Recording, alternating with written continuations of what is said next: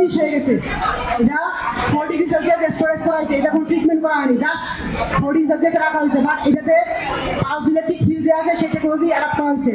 করার ফলে এতদিন পরও একেবারে অ্যাজ ইউজুয়াল, জাস্ট আমি সার্ভিস করছি যেরকম সেরকম স্ট্রাকচার। তাহলে এই টেকনোলজিকে অ্যাডাপ্ট করতে হবে।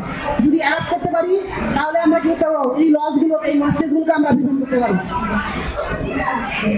আমরা জানি আমাদের দেশে প্রচুর পরিমাণ ফুড ভেজিটেবল প্রোডাকশন হচ্ছে, এর অলমোস্ট 40%, মানে কি কমনলি কোনো কোনো ক্ষেত্রে পাওয়া যায় almost 50% foods and vegetables wastage হয়েছে, লস হয়ে যাচ্ছে। কি কারণে লস হয়ে যাচ্ছে? Proper food technology knowledge implement না করার কারণে। তাহলে সরকার থেকে রিলেটিভ যে রিলেভেন্ট যে স্টেক হোল্ডার আছে ওদেরকে এখানে নজর দেওয়া দরকার। ওরা যদি এখানে নজর দেয় তাহলে কি হবে, এই সেক্টরটা আপগ্রেড হবে।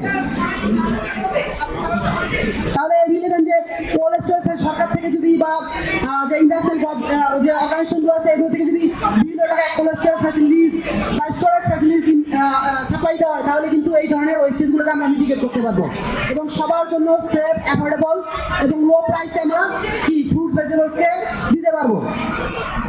এই যে রিসেন্টলি আমরা দেখছি প্রাইস এক নিয়ে কথা বলছি, যে প্রাইস কিছুদিন আগেই ছিল কি এগুলোর দাম অনেক বেশি, এখন একেবারে দাম অনেক কম, একেবারে চিপ।